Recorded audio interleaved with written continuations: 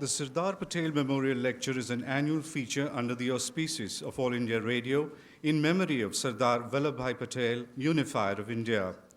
Sardar Patel was an integral part of India's independence movement and one of the key integrating forces of the nascent nation. Every year, we commemorate the birth anniversary of Sardar Patel with a nationwide broadcast of the recording of this lecture designed to contribute to the existing knowledge on a given subject and to promote awareness on contemporary issues. Over the years, the lectures have become a repository of valuable knowledge for those seeking to understand India. Eminent persons from various fields have helped create a substantial knowledge bank. The series began in 1955 with a lecture by the great luminary Shri C. Rajagopalachari. This afternoon, we are privileged to have with us Shri Ajit Doval, National Security Advisor, to deliver the Sardar Patel Memorial Lecture 2018 on the topic, Dream India 2030, Avoiding the Pitfalls. Before the lecture formally commences, we request Shri Fayyaz Shahryar, Director General, All India Radio, to welcome the dignitaries with flowers and AIR's publications entitled Akashvani Sahitya Sampada, Part 1, 2, and 3. We now request Dr. A. Surya Prakash, Chairman, Prasar Bharati Board, to kindly present our token of love to the distinguished speaker, Shri Ajit Doval, National Security Advisor. I now invite Dr. A. Surya Prakash, Chairman, Prasar Bharati Board, for the welcome address. Lined up an impressive array of speakers over the years, including Dr. Zakir Hussain, Shri Morarji Desai, Dr. APJ Abdul Kalam, noted historians, eminent policy makers, distinguished members of the Indian judiciary, constitutional experts and educationalists. And of course, all those who have been globally recognized for their contributions in their areas of interest and specialization. Joining this Hall of Fame this year is Mr. Ajit Doval, India's National Security Advisor. We are proud to have you with us today, sir, and it's a great honor for all of us. A hardcore patriot known for his wisdom and pragmatism, Mr. Doval has made a great impact on India's foreign policy and its strategic doctrine. His years in service in the IPS have left enough of a reputation which is talked about even today. In his heydays as an operative, Mr. Doval's natural inclination for tough assignments made him stand out. So whether it was Mizoram or Sikkim, and later outside the country in Islamabad, Mr. Doval's tenure is remembered with much respect and admiration by his peers, political leaders, and his seniors in the government. Later, in his service, the whole issue of insurgency in Punjab kept him busy for many years, followed by the crisis in Kashmir. I will not dwell on the details, but say that Mr. Doval's contribution has been phenomenal when it comes to protecting the unity and integrity of India, and this is the summum bonum of his work. It was therefore no surprise when he was awarded the Kirti Chakra in 1989. The first and youngest police officer to win this gallantry award, which was previously given to officers of the armed forces only. Post-retirement, he was the prime mover behind the Vivekananda International Foundation, which filled the vacuum for a think tank that was not tied to the apron strings of government or any family or any ism. He put together a team of strategic experts, diplomats, and individuals with varied experience in various fields. And they were neither right nor left. They were the India First Brigade, and VF has emerged as an important think tank in a short time, and as a storehouse of knowledge and expertise in strategic affairs. As a fellow at VIF, I had the privilege of interacting with Mr. Doval, and during his tenure as director, and have benefited immensely for those conversations over coffee on where we, that is the nation, are and where we ought to go. Therefore, it was no surprise for us at VF when the Prime Minister chose him as the National Security Advisor in 2014. The essential truth about him that his mentors and peers would tell you is that he is still compulsively an operations man. Mr. Doval now brings this compulsive operational mind to his present job. He believes in a strong state and in stronger counter-terrorism measures. We are indeed honored to have you serve with us this afternoon. This lecture is named after Sardar Patel, the man who single-handedly coaxed, cajoled, and even coerced princes of 554 princely states to accede to a united India. In that sense, Sardar Patel gave us the geography we are familiar with. I believe strategists like Mr. Doval will help India find her rightful place in history. Yesterday, in a brief conversation with me, Dovalji did some loud thinking about his lecture today. He said often people talk about what we should do. That is, of course, important. But what is equally more important is what we should not do. Often the image of a nation is destroyed by doing what it ought not to have done. We now invite the esteemed speaker, Shri Ajit Doval, National Security Advisor, to deliver the Sardar Patel Memorial Lecture 2018 on the topic Dream India 2030, Avoiding the Pitfalls. Distinguished ladies and gentlemen, friends from the media, and other dignitaries present here, I really feel privileged and to some extent humbled to be asked to come and speak today here. It's named after a man of that great stature who has contributed so much. And what all do we see of India today, there is a large proportion of it we owe to his great contribution. This lecture, which was started way back, and the first speaker was Shri Rajgopalachari, it's really very humbling for me to be asked to come and speak on this occasion.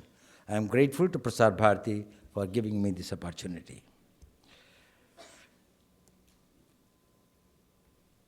There's no doubt, and there's plenty that has been said and talked about Sardar Patel, about his great contribution, about his unifying the country. But on top of it, he was a great visionary. He was a visionary who in his time could think beyond his time that what all could go wrong if he does not take those steps which he did. Probably within his own lifetime it would not have mattered. If India's sovereignty was not established throughout its length and breadth, but beyond his time, they might have been a source of a great national degradation. He brought this country together. When we envision the future, actually there are two components involved in that. The dream of the future. One is that you look into the time span ahead of you, based on an empirical knowledge or experience of the past. You think not only about your generation, but the generations that are going to succeed. And then you also have a direction to that vision. Without a direction, probably a vision doesn't mean anything. So in the nation building, the function of vision is very important. It is just like the role of a radar in any missile or in any super aircraft that we use today. And this visionary or this vision is not something which stops with a man or which stops with a generation. It has got to be a continuing thing. A nation which aspires to be great, we want everyone there to have a vision. And that makes the larger national vision. I do not know how many of you would be able to recall what China looked like in late 70s. It was much backward than India. It hardly had any defense industries. It had a very low technological base. We had a setback in 62, but that notwithstanding, India was much ahead of it. But then there was a man, Deng Xiaoping, who came out with a vision. And a vision up to 2050. And in that vision, he said that, well, how China has to emerge as a major power of the world. What all it should do, that by 2010, it is able to become the major economy of the world. What it should be do that is able to become the industrial power by the end of last century. How is it able to become a major military power by 2020? Why it should avoid all major military conflicts up to 2050. It has to become the world global leader. Now that was the vision which changed China. Today, the world is excited about India. You see the statements of the leaders, the academia, the strategic thinkers, international institutions, global media, it's all full of the possibilities and promise of India. India is at the threshold of a great journey ahead. Probably, the excitement is not only because they wish India very well, but because in the rise of India also lies the vested interest of the world at large. India as a pluralistic, free democracy, its rise means many things to the world. The question, which is another question which is very important, is unlike when the China's rise came through, the question was always asked and is still asked, will China's rise be peaceful? Nobody is asking this question about India.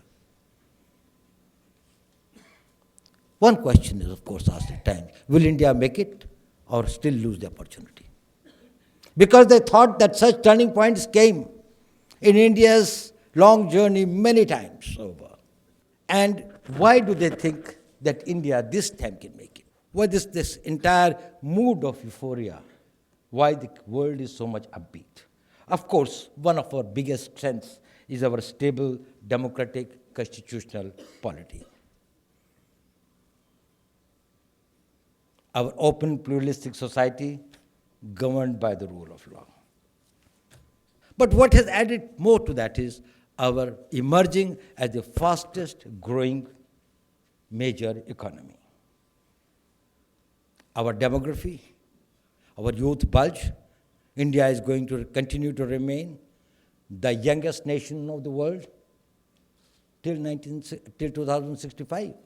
So we've got a long time when the world will be having its major workforce and the youth power coming from this country. But the most important thing has been the dynamic leadership that Indian polity has been able to throw up. A government which had come with an absolute majority and has been able to change the course of its growth and development. The world view that by 2030, India will be the third largest economy is not disputed anymore. That it will be an economy 11 trillion plus. It will be the third power after US and China. It will also have a military power, which probably will be one of the most capable military power which will be able to bring about the stability not only in the region but beyond. It's also felt that its technological prowess would be something that would be able to contribute substantially in the new and the niche areas of technology, may it be space, may it be cyber, may it be nanotechnologies, may it be more advanced technologies. But are Indians also as much excited about it? Do you see the mood? I was just trying to see that how many of the articles have been written about what India would look like in 2030. And I found that most of it is from the foreign origin. Some of them have copied, cut and paste here, doing a very poor job of it, but no original thinking has taken place in India. We don't have the mindset where we think long-term, strategic. Probably we lack confidence. We think that it's all very uncertain. It's all gas. It doesn't happen. And I was wondering, why is it? Why is this mindset of the Indians? And one of the explanations was this, that it is the inertia of the long years of slavery, bondage, subjugation. You live in the present. You live for today. Survival is my problem. Will I exist? And therefore, to me, something which is too remote is something very fearful, something very apprehensive. I am not too confident whether I'll be able to do that. Let me take care of my today. Probably tomorrow will take care of itself. So one is that, the historical region. The explanation was this, that Indians are very individualistic. That's a psychological reason. That psychologically you think about yourself. And a vision always includes something which is collective. Something that you think beyond your own self. You think about your neighbor, you think about your street, you think about your country, you think about your community, you think about the society. And you say that, well, I've got hardly time, resources, and capabilities to look and take care of my own self. Well, who cares for the rest? So, an individualistic mindset, where even if you want to get moksha, you want to go to in seclude and become a hermitage and go to the Himalayas, you would like to get the sublimation all by your own self. It is not collective. You would not like to go for the collective praying, you would not like to go for war collectively. And that's what probably Sikhism brought to us, when Guru Gobind Singh realized it. That you have to eat together, that is, if you want to fight together, you have to eat together, you have to pray together, you have to live together. But probably there is another one reason that's more painful, and that was, I was reading, Mr. Ajit Patel talked about it something. He says Indians don't dream. He says the politicians are responsible for it. He says they built up so many dreams, and those dreams never came true. So they have refused to believe those dreams. They tell you about a good tomorrow to get the vote today. And that tomorrow never comes. Is it true?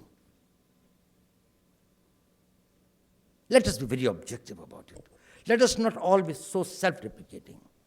Do you know, in 1945, when India's population was about 32 crore, and we had the whole of Punjab, which later became the West Pakistan, and the whole of Bangladesh, which that time was East Bengal, and the population was 32 crore.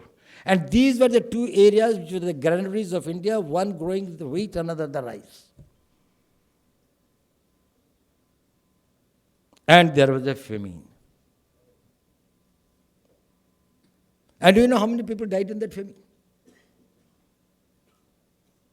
5 lakh people died in that famine.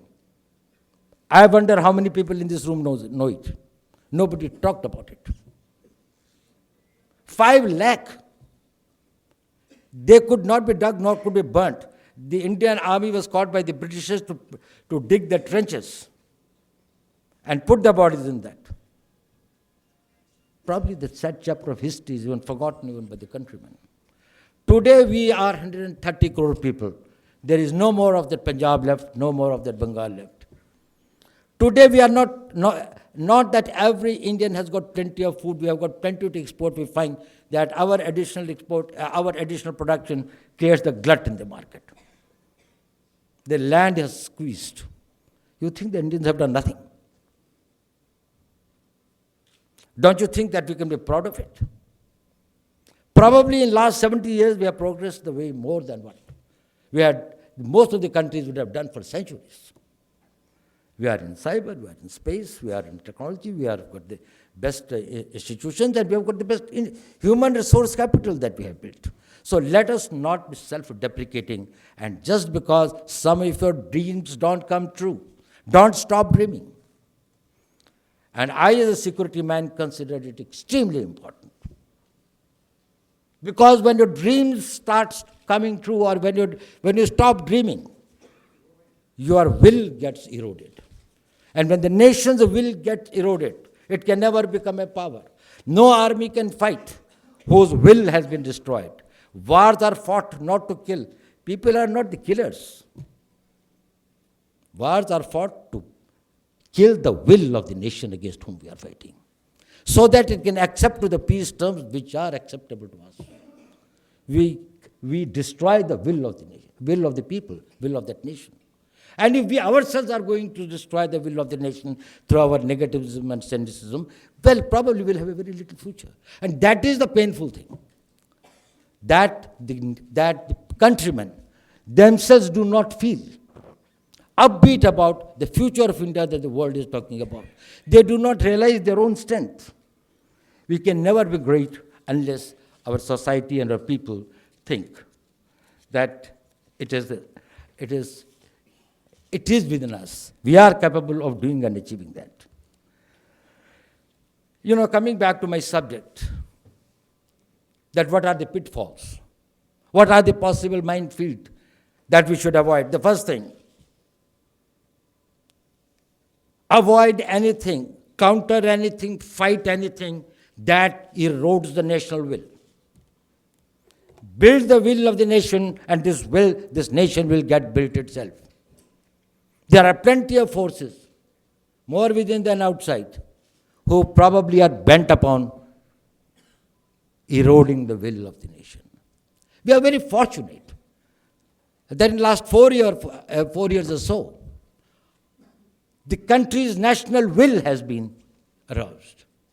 They feel proud of the various new initiatives that have been taken and successfully been this thing. Yes, all these new experimentations, reforms and others are exothermic exercises.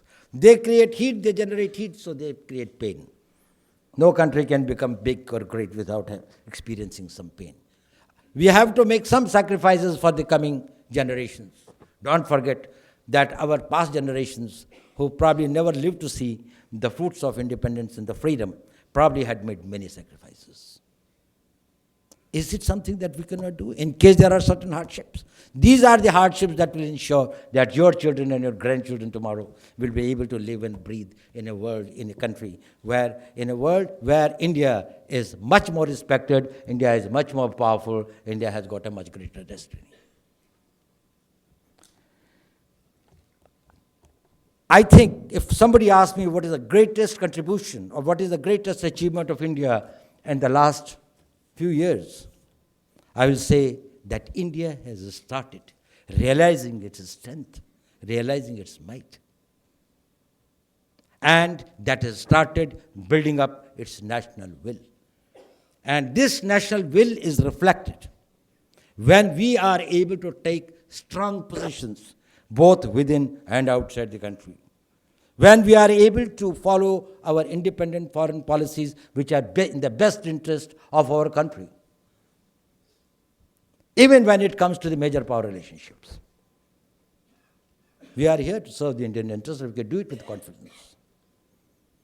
But it requires the national will and will of the people. So I think the first pitfall that we have got to avoid is that we should not allow this national will to get eroded. But there are some other reasons also why I decided to talk on this. And that's what I was telling Mr. Surya Prakashji yesterday. One reason, of course, is that a lot has been said about do's. Right from our childhood, we are taught, ऐसा करो, ये अच्छा करने से होता है, ये खाने से सेहत अच्छी होती है. There are a lot of things that what you should be doing. So there are a lot of people, poverty elevation होना चाहिए, urban development, you should have better food, better health, better roads, and all of them are extremely important. They have got to be there. So since plenty has been said on that, I said I will not talk about that. There's a lot of it already available. The second thing is, cost of negatives in life, at least in the security sense, is much higher than the dividends of the positives. If I do 100 good things in life, but if I lose one battle, probably that will be detrimental to the entire other major tactical victories that I might have fought, that I might have gained. You make your entire life and sacrifice it for building up a career, for building up a name, for building up a brand. And one mistake you do, and it neutralizes everything. So the negatives are more important. Don't underestimate that. Nations have failed more often, not because they failed to do the right things, but they did something which were wrong. Of course, there's one personal reason also. But how many of the men in this room are married? How many? Please raise your hands. Do you know what is the biggest contribution of your wife in your life? They prevent you from making mistakes.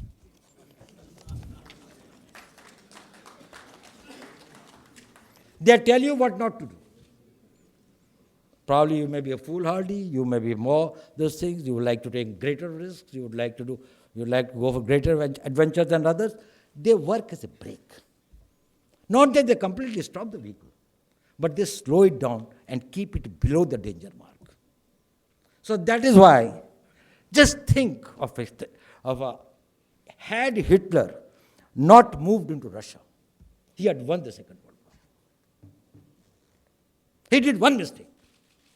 He did everything, what I mean is that from his point of view, he did everything right in completely trumpeting over the entire Europe. One mistake and he did. If Mussolini had not invaded Greece. If Japan had not bombed Pearl Harbor. If the Soviets had not moved into Afghanistan. If Nehru had not neglected the advice of Sardar Patel on Kashmir, and if after the 1970 elections,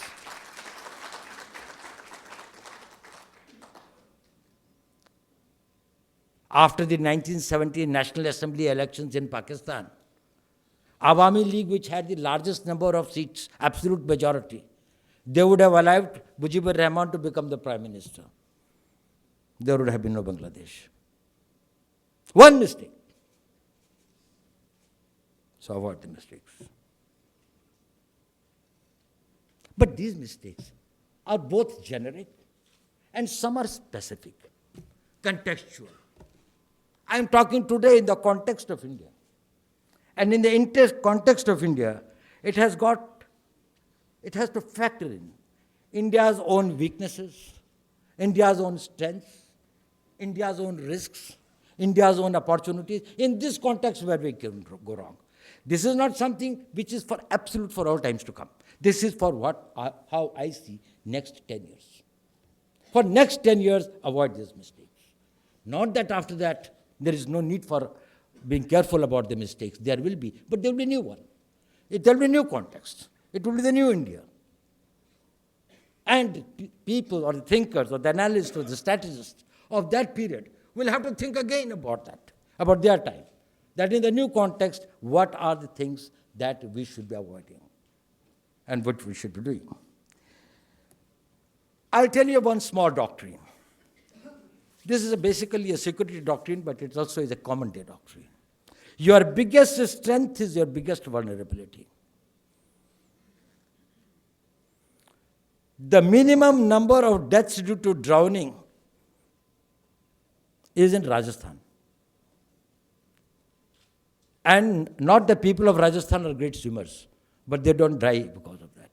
And the highest number is in Kerala or in the coastal areas, where they are in the coastal areas where they are born swimmers. They start swimming in the seas right from the age of 3 or 4. Because If you are a billionaire, you run the risk of losing the billions. I don't. So because that is your great strength, that also is your great vulnerability, unless you are very careful about it. People can rob you only of what you have. Our biggest strength is our democracy, our polity, which is based on constitution, our pluralistic society, our big civilizational heritage. And as Robinson, who had done a lot of research on that and had written the book, Why Nations Fail, he has said, and I quote, that those who fail to ensure inclusive political, economic, social development tend to fail. So this is very, very important that our democracy is preserved. It has got a lot of positives. Our constitution, our institutions, our laws, all this is good. But can this democracy be a weak democracy? Can this democracy necessarily lead us to the vision of 2030? Yes, it can, if we are able to avoid certain things. And that is what I would like to share with you. Since it's our biggest strength, it also has got some inbuilt vulnerabilities. One is this, that it can become a soft power. Weakened democracies can tend to make a country a soft power. And India cannot afford to be a soft power for next 10 years. It has to become a soft power with the ingredients of all soft power, but also the hard power. Because it will be compelled to take hard decisions.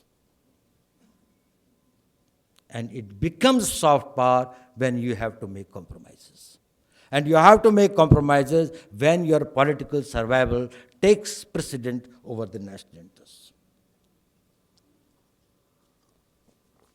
So if India does not want to have a democracy which leads to a soft power choice, India will have to have the governments which are stable, which are decisive, which are in power by their own right, by the total mandate of the people. A fragmented polity can considerably delay or even make it impossible for India to realize its dream.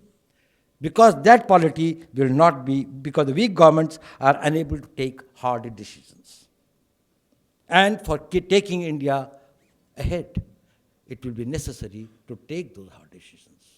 Hard decisions which are good for the people, but do not necessarily are populist decisions. Another problem is, unstable regimes are more vulnerable to fragility, corruption, and local and sectorial political interests taking precedent over the larger interests. And that is a danger. You want to see the examples? At one time we thought that Brazil is going to do very well. It was just on the upward trajectory. When the BRICS was formed, it was one this thing that, Brazil was one of the coming areas. What happened to Brazil? Went very well under the Lulu's regime and others. And then suddenly the politics started getting fragmented. And then the weak politics. And today, Brazil is now not only in the plateau, but below that. South Africa was doing well. And then today we find that South Africa, after this thing, has become this thing. Greece was one of the founding fathers of the United Nations at that time, one of the developed countries of this thing. What happened to the Greece? Fragmented polity, coalitions, unstable coalitions, governments falling. Italy's growth in Europe. You see the world, while democracies are powerful and a very, very deliverable polities which can provide these things to the growth of the nations and ensure a pluralistic, holistic growth, they can also become, when we can, and if the fault lines of it are not totally and correctly addressed and people make the mistakes, probably they can become the weak. So India cannot go for unstable coalitions. 2030 onwards, I do not know what will be the scenario. But till then, we want decisive governance, decisive leadership, and the second point I want to say is that don't mistake democracy for the ballot box. Ballot box is a mechanism to find out who will make the laws for you and what will be the laws of this country. It is not democracy by itself. The democracy is that the laws which are made by the representatives of the people will be adhered to by all the people and will be enforced with the total strength of the might of the state. If the state is unable or refuses to enforce those laws with the total strength, there is no point in having the democracy. What is the point in having those laws that you cannot enforce? What has happened is we think that probably the democracy is over as long as we, either in the executive or in the lawmaking, we have got the people's representatives. We are not governed by the people's representative, we are governed by the laws which are made by the representatives of the people. And therefore the rule of law is extremely important. We should avoid any erosion in the rule of law. And at times I find that there are tendencies that we do not fully understand or estimate. That is, for political expediency or corruption is also a form in which the rule of law is undermined. If a strong India has to emerge, all temptations to undermine the rule of law should be avoided. But there's another danger to the democracies. And now that there are a lot of friends from the media here, I think, it is the power of the false narrative. What happens if one dish happens to be a Persian? And my information is this, that this is something which is a elixir of life and make me immortal. Probably I will die. Democracy requires people to be enlightened, educated, and informed, but rightly informed and rightly educated. What happens if what is driving you and what is influencing your decision making itself is contaminated? And there is always a possibility of the false narrative derailing the democracy. Today, it has expanded manifold because of the technology. And it becomes the responsibility of everyone, every citizen, every man in the media, everyone who speaks, every institutions, every gathering that you go, that erode the strength of the false narrative. It is engineered. I am told that there are agencies who specialize only in this work. I am told that the intelligence agencies have got separate departments which work only in creating false narratives against their adversaries. And they fall into the trap. When I come to the hard power, I think I'll refer to it a little later. When you talk about psyops, or you talk of, do you know how much of an effort was made by the British against the Germans during the Second World War to tell the Germans about how vulnerable they are and how they are going to lose. They spent millions and millions in those days of pounds of doing the disinformation and creating this thing against Hitler. I'm not telling that what they did was wrong, but the fact remains it could influence the think of the person. I think there is a very interesting story in Mahabharata. What happened that after the Battle of Mahabharata was this thing, and then Karna was appointed as the commander-in-chief of the army of Kauravas. He wanted to have a charioteer. So Duryodhana told me, I can't get you a charioteer better than Krishna. He's a god himself. He says, but if I have to fight Arjuna, I have to have a charioteer of his capabilities. That was not possible. But he said, you tell me anyone. So the second best was available was one King Shailya of Madra. He actually was a devout of Lord Krishna, but he agreed on Duryodhana's prodding. But he had only one condition. He said that when I am on your chariot, you will allow me to talk to you anything that I want.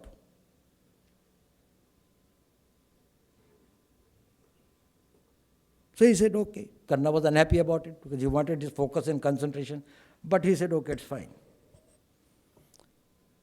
Now this charioteer, when the battle started telling that, well, Karna, you are bound to die. You can never win. They are so powerful. Even the God is on their side. But he meticulously did what Karna wanted him to move his chariot into the. He did everything, but he continuously in his ears were trying to demoralize him. He got fed up with this that finally when the chariot came face to face with that, he said, leave my chariot. But he said, well, you have to die even whether I leave or I don't leave, and that is the time when probably their ultimate phase of this thing comes. So this power of the false narrative is something which can be very, very debilitating on the destiny of a nation. We are used to some loose talks, irresponsible talks. We think it doesn't matter, because that is the only minor entertainment that we have got. The reputations of others, the honor and this thing of others. You erode the faith of everyone in whatever he has got a faith in. If I have got a faith in something, you create an environment in which my faith is shaken in that. If I'm loyal to my leader, you create this doubts in my mind that my faith has got this thing like that. You do not know. The nations have to be built. It has got to be an impeccable faith in our constitution, in our law, in our systems, in our judiciary, in everything. And reinforce it. I don't say that, well, they are always right. Remove the mistakes, but be very positive about it. The negativism and the false narratives on the basis of which the communal rights take place, the ethnic violence takes place, some social animosities are created. There can be any number of dangers to a nation where the people are used to work on contaminated data. I think the second sector of our strength comes out of our economy. And Indian economy, I think, is one of the biggest source of our strength today. The world recognizes us as the world's fastest growing major economy. And as I said, by the 2030, we will be 30. But will it be? Or can it go wrong? It can go wrong. And if you want that it shouldn't go wrong, there are certain things that we should avoid. The populist measures should not take precedence over national requirements. It's a temptation. That is, you take the things, or you don't take you refrain from doing the things which are in the national interest, but probably for a short time, they may cause some pain to the people. They may cause some hardship to the people. You can be populist by doing many things, but when you have to take firm decisions, difficult decisions, in the larger interest of the nation, even though they may not be very populist, if you fail to do that, probably country will not be able to achieve its destiny. It will not be able to realize its dream. If you do not have in the whole of a country a one taxation system, one law, one system of governance and others, obviously the economy cannot this thing. It can be only a smaller economy. If it has got to be a big economy, a mega economy, a major economy, we are talking about a 10 trillion, 11 trillion economy. You can't have a taxation system which is so fragmented that you have to 20 miles and you have got a different type of a tax structure and a tax rate. But it is it might be a measure which may cause some hardships. Choice is whether you take a populist measure or you take a measure which is in the larger national interest. So we have got to avoid taking the measures only for the giving precedence to the populist measures for political gain or advantage, relegating to the secondary positions the larger national interest. And within that also comes the question of the physical management or the fiscal management of the economy. Sometimes the fiscal managements or the making of the budgets require certain hardships to be done. Today we are facing very difficult things about the rise in the crude prices world over. It is a crisis for us, it's a crisis for many non-oil producing countries. But we as a nation, we have got to see whether we completely delink it from what the international prices are and make it populist by telling that, okay, we'll give up everything else and subsidize it. Or we said that, okay, nation will bear, we'll share it together. This is a phase, it has come, it will pass off. It is not within our competence that this thing come. Probably, it may take another 6 months, it may take another 8 months. Probably it will stabilize. If we do not get derailed and deflected, the trajectory of our growth will not be affected. But if to make it a populist measures and something that you would like to do, the expediency of this thing, probably you will deflect from that growth path. So we have got to complete and go into that. Another is, and I think this I know that it may not be a very popular thing to say, every Indian trusts him as an Indian and a patriotic person, just because the monopoly of patriotism is not only of the people who are within the government. People in every field. I think I found most of the patriotic people in my media, amongst my media friends. All private sector is not traitor. This country cannot economically prosper unless our private sector becomes strong. See, President Obama comes and talks to the parliament and talks about it, and he says that, well, I'm taking away the orders for my private sector of $10 billion. Now, we probably would be even afraid of this thing for promoting our private sector in the countries abroad. We should be doing it. And Indian corporate getting all over the world probably is something to our advantage. See how much China is trying to do that, and every other world with this thing. We had developed a mindset that probably if we are doing that, corruption is involved. No, corruption is not involved. Indian government has got too many things, but Indian government is not a business house. It cannot be a corporate house, it cannot supplement them. And we cannot have big Indian corporate houses unless capital formation takes place. And capital formation cannot take place unless the profits are created.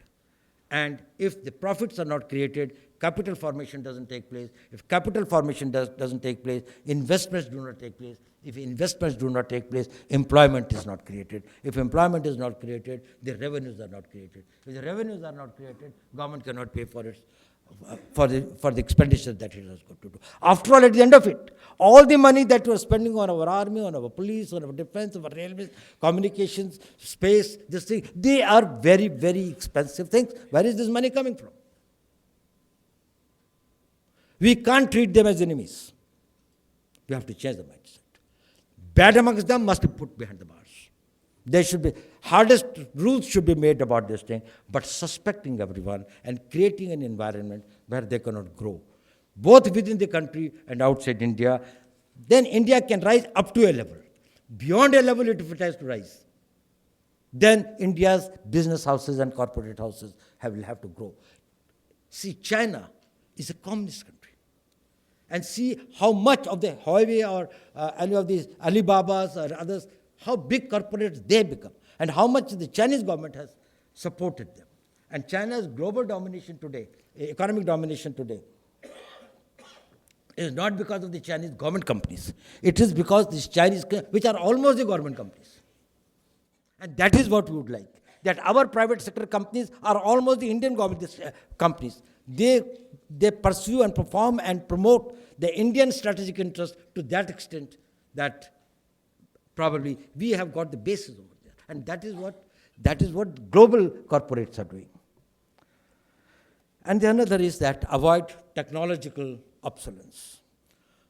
Anything which is based, any industry, any production, anything which is based on the technologies of yesterday, they will have to be weeded out. If we have got to become a big major power, our economy has got to be will be the most important plank. And if it has got to be this thing, then it has got to be globally competitive. And it can be globally competitive only in case it is technologically ahead of its time. So we cannot afford to work with the absolute technologies. Now, that will cause some pain. Government must try to reduce that pain. We must subsidize those things who are doing in a very, very conventional way. Otherwise, what will happen is that Diwali, Diyas and Ganeshas made in China will come and will sold here, and the Kumhars will be out of production. All conventional and the low-grade these things will not be able to withstand the global competition. So this technological obsolescence is this thing. And I must say, the government's digitization program is a big game changer. The way the present government has tried to see that make the technology powerful, to make the technology powerful, get at the roots.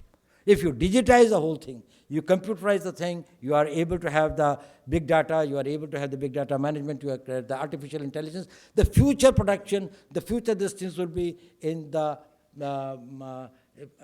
when they are controlled and they are perfected by this thing, that you are able to control it and you are able to manufacture and you are able to improve your production, you are able to market it globally through the power of the cyberspace. Whatever do you know, India today is now economically this thing sixth now that it has taken over France. But in the overall terms of the power rating, India stands at numbers 15, behind much smaller countries like Saudi Arabia or Israel or even Iran and things like that. Why? Because we have not been able to develop our hard power in the way and the direction. We are a very huge army. We are a very, very highly professional army. But we are not where we ought to be. It has got a great importance, and you require the hard power not because you have got any extraterritorial ambitions, but you have got to have that the power of deterrence. That is the power which provides the stability, that provides that steel armor under which your economy, your industry, your human resource development, your people, this thing, even your democracy can sustain and survive. In the absence of that power, probably they don't have that armored cover to protect it. And for the hard power, get out of the Indian mindset of centuries, always preparing for yesterday's war. When we started this thing, we thought that, well, somebody had come to our this thing with the satraps and we lost the war because our horses did not have the satraps and we were only this thing on the blankets. So we got the satraps. By the time that they had come, they had also got the reins and they had got this thing like that. We were a step behind that. We were ready for the war if yesterday's war had to take place. No Second World War type of war is going to be fought anymore now. There's a new type of war. Wars increasingly are becoming ineffective instruments and cost-ineffective instruments of achieving your political objectives. We are getting into the closets wars through other means. We are fast going towards the fourth generation warfare. Fourth generation warfare will be the warfare against the invisible enemies. It will be the Soviets who will get defeated in Afghanistan, despite the fact that in total power of the hard power, the economic power, the technological power of Soviets were much higher than of the Mujahideens. Or the Viet Congs could probably oust the Americans. So, just because superior weapons, superior communications, superior budgets, larger size of the army will make it winnable is not necessarily true. Not that it's not required, but probably much more is required. And we will have to think in terms of this thing, that what will be the future wars like. They may be the contactless wars. Technology may take over that much. Is it that is something that we should be preparing and heavily investing in seeing how we can do that technological excellence in our warfare. And I think it is these type of the ideas which the new government has tried to form, We have got various these things. There's a whole reorganization of the National Security Council Secretariat, where we have got a one vertical only on the science and technology. That is how we built our science and technology capabilities to meet our futuristic requirements. Covert warfare. And covert warfare can take many forms. Now, if you have got to influence a nation, and if after you fight a war, so that that country behaves the way you want it, if you can put your government there, or the people whom you would like to be there, that also is like a winning a war. If you can use the cyber system to see that in the American government or in the American system, you can do that. At least these type of experiments, whether they succeed or fail today, tomorrow they may succeed. How much of a vulnerability we have got? This is a type of warfare. That is, you can install the governments or make the governments fall by the power of technology. That is the covert warfare. There can be a covert warfare to hit your economy, to deteriorate your labor relations, to influence your media policy, to have the disinformation for disruption, to distinguish your cyberspace, your entire megadata, your entire information that is being now collected and now there is in the big mega platforms. If that is destroyed, the India's lot of asset is destroyed. And then I think one more point which I think what we should be avoiding now is avoid external dependencies. India's dependency in the military hardware, either you have got the full chain or you have got nothing. It is equal. If you have got an electric power this thing from Bagram Dam to your house, but only 1 centimeter of a line is cut in Ambala, you will not get a light in your hand. There is nothing as 70% collaboration, indigenization, 80% indigenization, 90% indigenization in defense. Either it is outright 100%. It cannot happen that is, we have got everything of a gun but we don't have the bullet. Or we have got the bullet but we don't have the percussion cap. Or we cannot have the tip or something like that. We will have to now go for whole complete systems. Whatever we own, we are this thing. And that's how I think the new government, everything, all new platforms that are coming. It has to be 100% transfer of technology. It has to be transfer of code. We have now become these things, the signatories, to, which were denied to us for a very long time, whether it was the Australian arrangement, whether it was the Windsor, this thing, whether it was the missile MCRTP. All these things have been this thing that now India is part of it.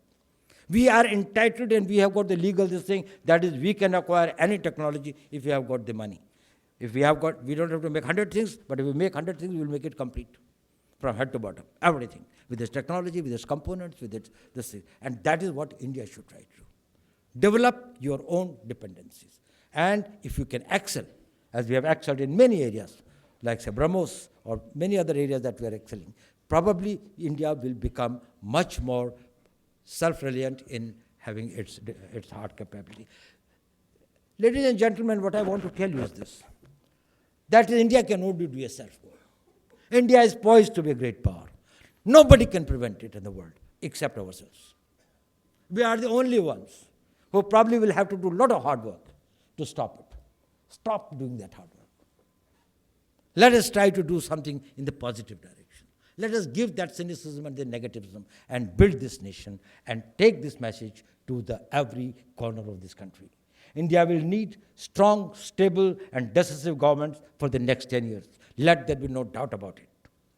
To achieve our national, political, economic, and strategic objectives. It cannot be a fragmented government. It has to be decisive. Weak coalitions will be bad for India. Democratic institutions must be strengthened. Rule of law must be adhered to with total commitment, with religious commitment, and countering the false and malicious propaganda should be taken on a war footing. Don't underestimate the strength of the false narrative. Sardar Patel envisioned a great India. If we want to make that great India a reality, we all have to put our heads and our hearts together. our efforts together. Thank you very much. It's just an hour, and so I've completed.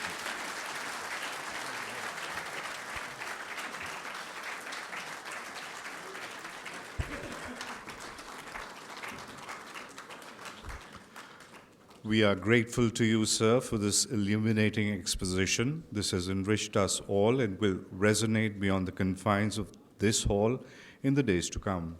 Sardar Patel is an embodiment of national integration, and now his birth anniversary is being celebrated as Rashtriya Ekta Divas, or the National Unity Day.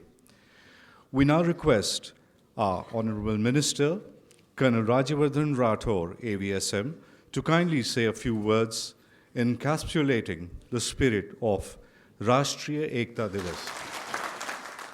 Ladies and gentlemen,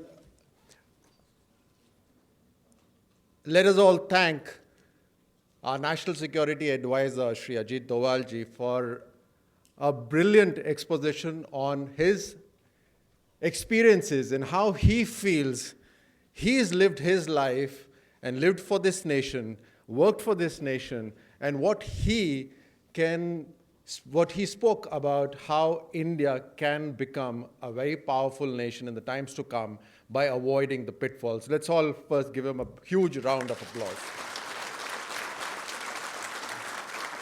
I told him right in the beginning that I've come to listen to him as a student.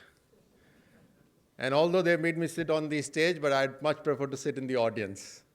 So I'm one of you sitting here listening to a man who he's revealed right now that is probably in age, the oldest in the cabinet, and I said, you camouflaged it very well. When he was speaking, I was reminded of a story where a father is trying to teach his son how to live his life. He's trying to tell his son about commitment and contribution. His son's not understanding, so the father explains, he looks at his breakfast plate and he says that egg is on your plate is a contribution by the chicken, by the hen, for your health. And the chicken on your plate is the contribution, is the commitment of the chicken for your health. So there's a difference between contribution and commitment. Now, how many of us would look back in our lives and remember some of our parents, relatives, who were committed to making our family strong? How many of us would remember leaders of this country who were committed to making this country strong? Not contribution, commitment. And Mr. Doval, his life has been committed to making this country strong. I was also reminded when he was speaking about Sardar Vallabhbhai Patel, and of course the statue that we are making. He spoke about many things. But while he was speaking about how we somehow talk and make ourselves look inferior in front of other nations. It's so true. It starts from a childhood. The negatives are built in the childhood itself. The dreams are shattered in the childhood itself. The statue is coming up. It is the world's highest statue. And yet I hear a few people say, what is the need of a statue? There are some things that we should take pride in. For example, the Statue of Liberty. Have we ever spoken about Statue of Liberty and said, why did America make the Statue of Liberty? We've seen Hollywood films, and often in the Hollywood films, the cameras have panned across the Statue of Liberty. And we've all enjoyed that vision and that scene, but we have never said, what was the need of that Statue of Liberty? I think it's a matter of great pride that when the world remembers, countries like Italy remember Garibaldi, Bismarck is remembered by Germany. There are people who are remembered for unification of the nations. We remember Sardar Vallabhbhai Patel, who was committed to making this nation strong. I mean, just imagine, 562 of small little countries in our country itself. Today, nobody is willing to give a plot of land. And yet, he took away the entire kingdoms of these people with a bloodless coup. And we have an India which we can draw. In the childhood, I remember we used to be drawing the Indian map. Never have we ever remembered to keep that line intact, how many people have given their lives. That little line that we draw around Kashmir, families have committed their sons and their daughters to keeping that line protected. And therefore, there is a sense of pride that is needed in this country. Yes, we must bring out our flaws. Unless we don't have a wife that criticizes us, we don't have people that criticize the nation when the nation goes wrong, how will the nation remain right? But there are times when we need to be committed to keeping this country strong and have a sense of pride. I'm reminded of the Prime Minister's slogan that he gave yesterday of "Main nahi hum." I think that is something that we all need to live by, that it is all of us together who can make this country strong. There are a large number of media people here as well. And when Mr. Doval spoke about contaminated information, I was reminded about all of us. I'm included in the media as well. We all have to be very, very aware that one of the key strategies in a war is disinformation campaign. And today, when the technology is so strong and so convenient that information can reach our bedrooms without it being stopped by anyone, a disinformation campaign can do a lot to destroy our nation's will. So these are some of the important things. I think, Mr. Doval, you spoke brilliantly, you spoke from your heart, you spoke with your experience. I could see the passion when you were speaking. You were such a great strategist that you drank water all the time when the phones rang in the audience. Every time there used to be a ring, Mr. Doval would pick up and sip of water. Such a great strategist he is. But thank you so much. You've been a great audience as well. I do hope that we can carry the message of Mr. Doval and somehow can make a commitment in this country to avoid the pitfalls and make this country strong. Thank you so much.